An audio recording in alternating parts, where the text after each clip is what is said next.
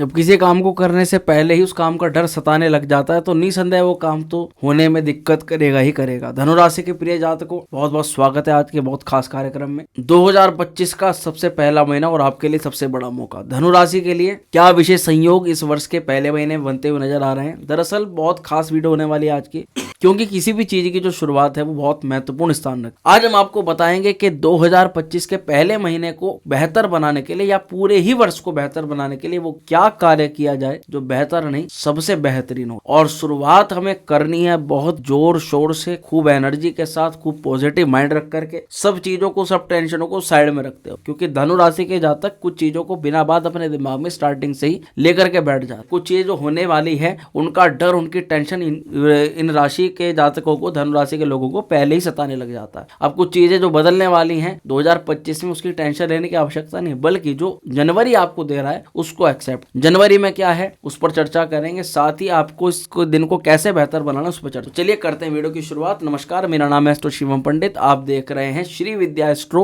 YouTube channel पर धनु राशि का मासिक राशिफल जनवरी 2025 का। यह कार्यक्रम आपकी चंद्र राशि पर आधारित है। इसको आप लगन के अनुसार भी, अपनी नाम राशि के अनुसार पर भी देख सकते हो। सटीकता से जानना चाहते हो तो इसको कुंडली के आधार पर भी देखो, और उसके लिए आपको कुंडली का विश्लेषण करवाना ही महत्वपूर्ण और सर्वोत्तम उपाय, सर्वोत्तम सलाह आपके लिए रहती। सीधा आते हैं वीडियो पर। अपनी जो नजर है वो आपके वीडियो के चार्ट पर बना करके रखनी है। आप देख सकते हो महीने की शुरुआत में, अरे वाह, बहुत जबरदस्त योग है। सूर्य महाराज स्वयं आपकी राशि पर विराजमान, आपके भाग्य के मालिक स्वयं आपकी राशि पर। इससे अद्भुत वर्ष और क्या, जब महीने की शुरुआत में ही भाग्य की कृपा आपको मिल रही, और स्वयं भाग्येश है देवगुरु बृहस्पति, और देवगुरु बृहस्पति की कृपा भी आपको अवश्य मिलेगी। बृहस्पति आपके लगन भाव के मालिक हैं और भाग्येश का वहां पर प्रभाव पड़ने जा रहा। कुछ समय बाद 4 जनवरी को बुध आदित्य योग भी आपकी राशि पर बन रहा है। धनु राशि वालों, टेंशन लेने वाली बात बिल्कुल, घबराओ बिल्कुल भी मत, क्योंकि जिस व्यक्ति की शुरुआत अच्छी होती है ना, वो व्यक्ति लास्ट तक बहुत अच्छा जाता है। इनफैक्ट 2025 में काफी कुछ जलवे आपके सभी लोग देखेंगे, आपके कार्य क्षेत्र पर भी, आपके घर परिवार पर भी, आपके नौकरी के क्षेत्र पर भी। जो टेंशन आप पहले से लेकर के चल रहे हो ना, जब उसका सामना करोगे, उस काम कर लोगे, तब आप सोचोगे इस काम की मैं इतनी टेंशन ले रहा था, ये काम मेरे कितनी सरलता से हो गया। अगर मैं इससे ना डरता तो इससे और भी ज्यादा अच्छा कर पाता। यही चीजें मैं आपको समझाना चाह रहा हूं। धनु राशि के जातकों, इस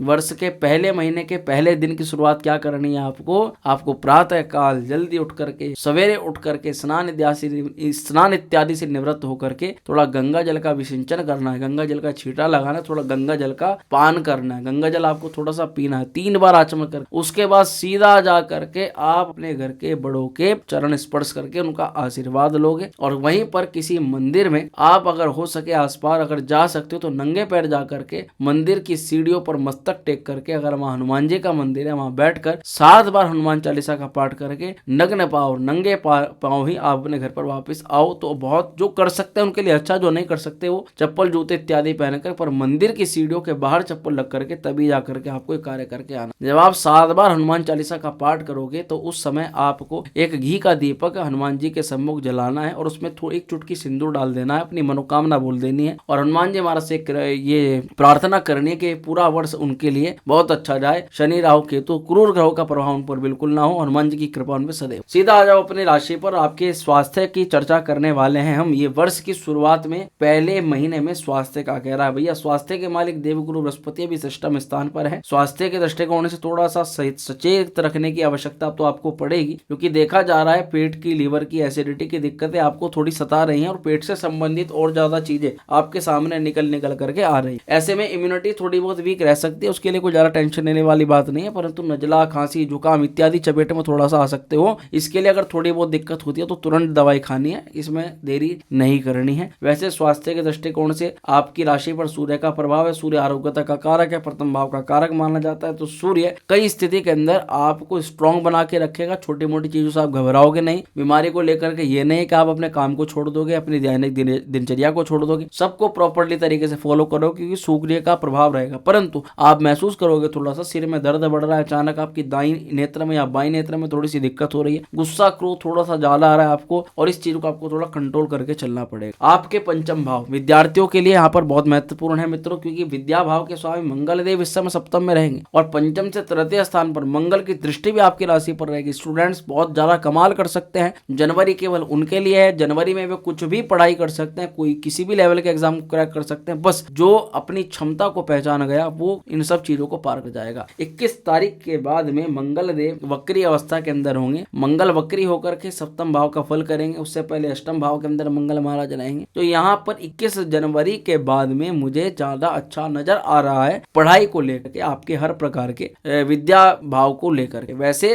अगर देखा जाए तो पंचम से चतुर्थ स्थान पर मंगल महाराज का प्रभाव रहेगा शुरुआती दिनों के अंदर। तो ऐसे में मंगल की थोड़ी सी एनर्जी वीक ना हो, उसका थोड़ा सा ध्यान रखें और पढ़ाई में कॉन्फिडेंस डाउन मत होने दें। अगर आपको थोड़ा आता है तो थोड़े के चक्कर में ये मत करें कि आप सारी चीजों को लेकर के एक साथ बैठ जाएं, उस थोड़े को अच्छे प्रकार से कवर करें। निसंदेह आपका एग्जाम है तो एग्जाम क्रैक होगा, सब चीज आपकी पॉजिटिव होंगी, आपके लिए बहुत ज्यादा गुड विशेष हैं। महादेव आपके ऊपर कृपा बना। आगे बढ़ते हैं और प्रेम स्वार्थ की चर्चा करते हैं। पंचम भाव के स्वामी मंगल की स्थिति तो चर्चा हो गई, परंतु शुक्र महाराज तृतीय स्थान के अंदर रहेंगे और शुक्र जो है 28 जनवरी के बाद केंद्र में आए। महीने की शुरुआत में भी शुक्र की स्थिति कोई खराब नहीं है, शनि के साथ में मित्र की राशि मित्र के घर पर है और वहीं पर मंगल की दृष्टि के अंदर थोड़ा सा आते हैं, यानी 21 जनवरी से पहले पहले मंगल महाराज की दृष्टि में शुक्र महाराज हैं और मंगल है आपके लिए शुभत्व देने वाले ग्रह। ऐसी अवस्था में आपके पार्टनर में थोड़ा सा गुस्सा थोड़ी जिद बना देखा जा सकता है, पर आपके फेवर में ही सब चीजें होंगी। ऐसा नहीं होगा कि आपकी चीजें खराब हो जाएंगी। लव रिलेशन को लेकर के महीने की शुरुआत भी अच्छी है, मिड पार्ट भी अच्छा है, पर मिड पार्ट के बाद लास्ट टर्म थोड़ी सी यहाँ पे मुझे अशुभ नजर आ रही है। तो आप कोशिश करें 21 तारीख के बाद में आप एक दूसरे में व्यवहारिकता बना करके रखें, किसी चीज पर लड़ाई ना करें, विवाद ना करें और शुरुआत बहुत अच्छे प्रकार से करें। एक दूसरे को मिठास के साथ कोई मिठाई गिफ्ट करके आप अपने महीने की शुरुआत। आगे बढ़ते हैं और आप संतान पक्ष को लेकर चर्चा करते हैं। संतान के लिए देखा जा रहा है कि थोड़ी सी चिंताएं आप पता नहीं क्यों ज्यादा कर रहे संतान को लेकर। महीने के स्टार्टिंग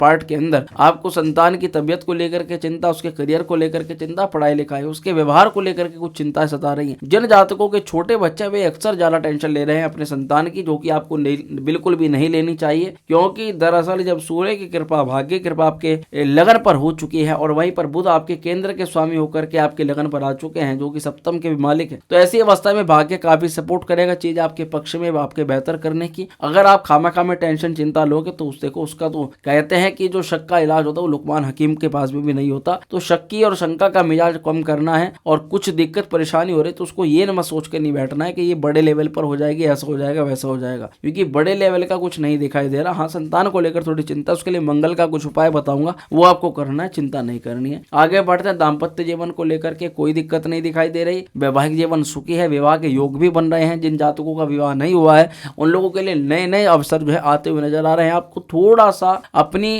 पर्सनल चीजों को ना बहुत ज्यादा सिक्योर करके रखना पड़ेगा। ऐसा ना हो कि आप अपनी कुछ चीजों को हंसी मजाक में किसी व्यक्ति को बता दें, या कोई नया नया व्यक्ति अगर आपके साथ व्यवहार के रूप में आ रहा है तो व्यवहार उसके साथ एकदम अचानक नहीं खुलना है। ऐसे में वो आपकी कुछ चीजें भांपने के लिए आ रहा है, जिसको आपको पता होना चाहिए। जनवरी की शुरुआत में कुछ ऐसे व्यक्ति टेस्टिंग के तौर पर आपसे मिलेंगे, मुलाकात करेंगे, तो टेस्टिंग वालों को पहले ही परख करके उनको उसी प्रकार से वार्तालाप करनी है। फिर वो नौकरी के भी क्षेत्र के अंदर हो सकता है, वो विवाह इत्यादि के लिए भी हो सकता है, तो उसके लिए कोई टेंशन घबराहट वाली बात नहीं, बस इसका थोड़ा सा सावधानी रखनी है। आगे बढ़ते हैं, आपके भाग्य पर चर्चा करेंगे। इस महीने सबसे ज्यादा जो जरूरी और सबसे ज्यादा जो अच्छी चीज है वो ये है कि आपका भाग्य बड़ा मजबूत है। भाग्य सूर्य की कृपा जबरदस्त तरीके से, और ये जब होती है तो व्यक्ति के जीवन के अंदर नए अवसर आने प्रारंभ हो जाते हैं। जैसे कि अविवाहित वालों को विवाह के अवसर मिलने शुरू हो जाते हैं, जहां अनएक्सपेक्टेड आपको रिजल्ट मिल जाता है। सामने जो व्यक्ति आपको अभी तक मना कर रहा होता है, अचानक वो आपको हाँ कर देता है और आप ये अचंभे में पड़ जाते हो, ये कैसे हो चुका है। कई बार जिन चीजों के लिए आप ये मन मान के चल रहे हो कि यहाँ में प्रॉफिट नहीं होगा या यहाँ पर ये काम सिद्ध नहीं होगा, अचानक वही सामने वाला व्यक्ति आपको खुद आकर कहेगा कि भाई प्रॉफिट ले लो, ये आपका प्रॉफिट है, और ऐसे में आप ये अचंभित हो जाओ कि भैया ये कैसे हो गया। तो सूर्य अपने आप लोगों का आपके साथ जुड़ाव करवा रहे हैं, भाग्य मजबूत हो रहा है, पिता के साथ संबंध अच्छे हो रहे हैं, पिता के द्वारा लाभ मिल रहा है, बड़े लोगों के साथ आशीर्वाद आपको मिला है, बड़े लोगों के साथ उठना बैठने का माहौल भी आपका बनता हुआ नजर आ रहा है, यानी कि नेटवर्क भी आपका बड़ा मजबूत हो रहा है, बढ़ रहा है, और ये शुभ संकेत मुझे काफी अच्छे दिखाई दे रहे हैं आपके भाग्य के लिए और नए अवसरों की प्राप्ति। तो भाग्य काफी मजबूत है, तो भाग्य के लिए बिल्कुल आप नए नए